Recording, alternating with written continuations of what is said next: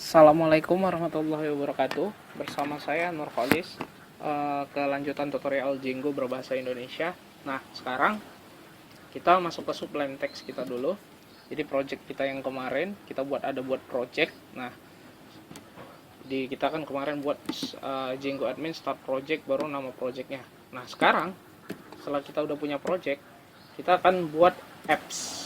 Jadi di dalam project itu ada apps. Jadi project itu kumpulan bermacam-macam apps. Nah, saya masuk ke terminal saya masuk ke source. Oke, source kemarin ini udah. Nah, sekarang saya buat python manage.py, baru start apps. Kita buat apps ya. Oke. Jadi dalam satu project itu ada banyak apps. Jadi kita mulai buat apps. Apps kita namanya blog. Oke. Nah, ini kita udah punya apps namanya blog. Nah, di dalam blog itu ada models, ada views. Nanti kita mainnya di sini aja ya, di models sama views, dan beberapa nanti di admin. Oke, models ini sebenarnya itu berhubungan sama nanti itu database. Jadi kita mendefinisikan database itu di model kita. Jadi nggak perlu nulis di database langsung. Jadi nanti dengan Django ini, Django yang akan menulis semua model-model yang kita butuhkan. Oke. Nah, sekarang kita akan membuat sebuah model. Jadi tadi kita punya apps namanya blog.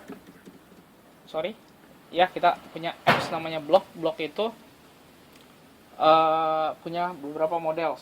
Jadi ada beberapa field nanti. Nah, jadi modelsnya itu kita akan definisikan sebagai kelas.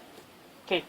Nah, sekarang saya import dulu utils import time zone. Nanti kita akan menggunakan time zone, makanya sekarang saya import dulu. Jadi semua yang akan digunakan di Django itu kita butuh import dulu.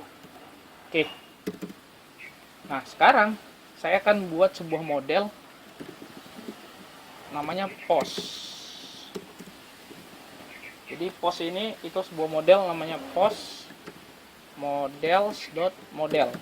Jadi kalau kita mau nulis database misalnya kan, create database. Nah, database-nya itu namanya post gitu kan. Nanti masing-masing post itu ada fieldnya. Nah, itu kita tulisnya sebagai kelas.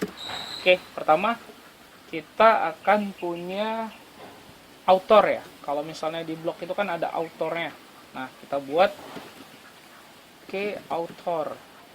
authornya itu nanti, nah itu berhubungan sama out.user. Jadi nanti sama model ini. Oke, selanjutnya kalau misalnya di post atau di blog itu biasanya ada apa? Ada titelnya kan. Kita buat title. Nah, dalam title itu kita bisa atur berapa panjangnya. Di sini bisa kita buat title umumnya panjangnya berapa ya? Paling panjang 100 gitu ya. Oke. Selanjutnya kita bisa buat kan ada konten biasanya.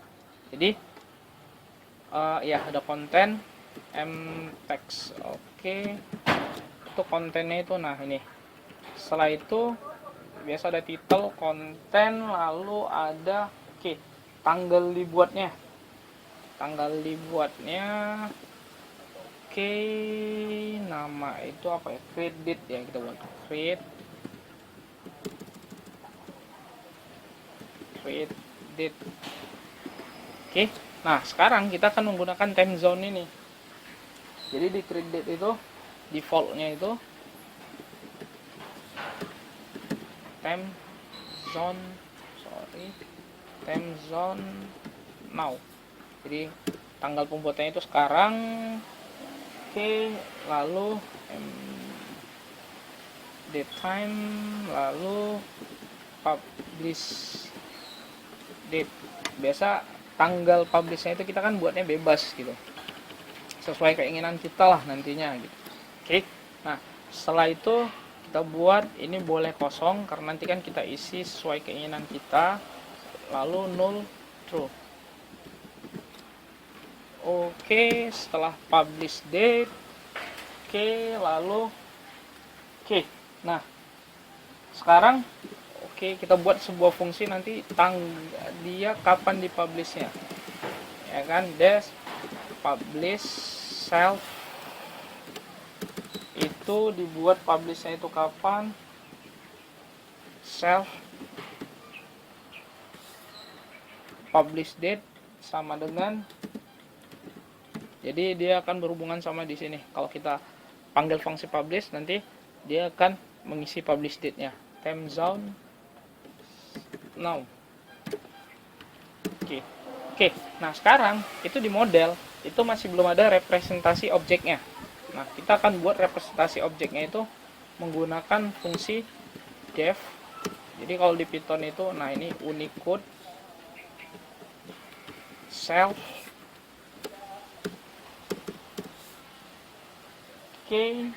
Lalu kita buat returnnya, nilainya. Lalu self, apa dia yang mau kita representasikan? Saya di sini menggunakan title. Yang saya akan representasikan itu title. Oke. Nah, sekedar untuk info, di sini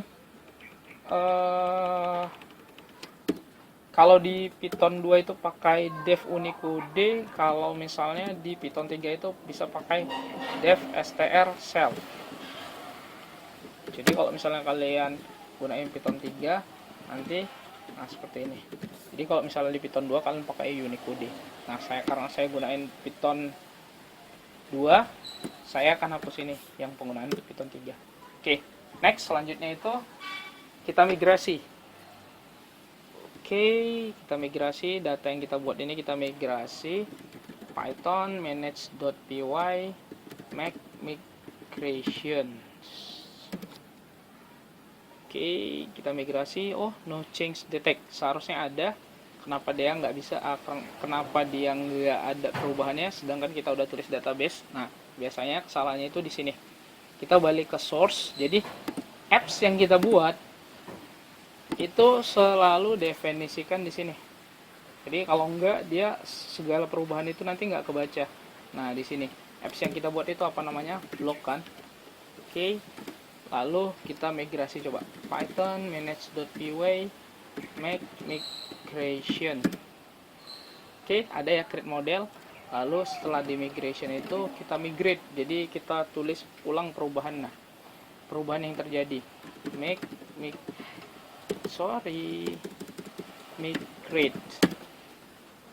Jadi dia tulis ulang database-nya ya. Oke. Kayaknya oke.